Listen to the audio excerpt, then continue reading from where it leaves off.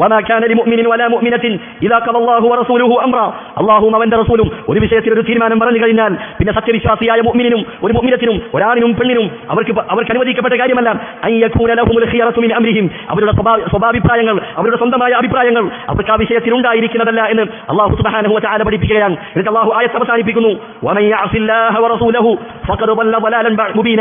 ആരാണോ അല്ലാഹുവിനെയും അവന്റെ റസൂലിനെയും ധിക്കരിക്കുന്നത്, അവന്റെ കൽപ്പനകളെ കാറ്റിൽ പറത്തുന്നത്, അവരങ്ങേയറ്റം വഴികേടിലാണ്, വ്യക്തമായ വഴികേടിലാണെന്ന് അല്ലാഹു സുബ്ഹാനഹു വ തആല നമ്മെ പഠിപ്പിക്കുകയാണ്. അതുകൊണ്ട് ഒരു വിഷയത്തിൽ അല്ലാഹുവിന്റെ തീരുമാനം വന്നു കഴിഞ്ഞാൽ, റസൂലിന്റെ കൽപ്പന വന്നു കഴിഞ്ഞാൽ മുഅ്മിനീങ്ങളായ ആളുകൾ അവർ പറയേണ്ടത് എന്താണ്? ശമിഅനാ വ അതഅനാ, ഞങ്ങൾ കേട്ടിരിക്കുന്നു, ഞങ്ങൾ അനുസരിച്ചിരിക്കുന്നു. എന്നാൽ യഹൂദികളായ ആളുകൾ അവർ റസൂലിനോട് പറഞ്ഞത് എന്താണ്?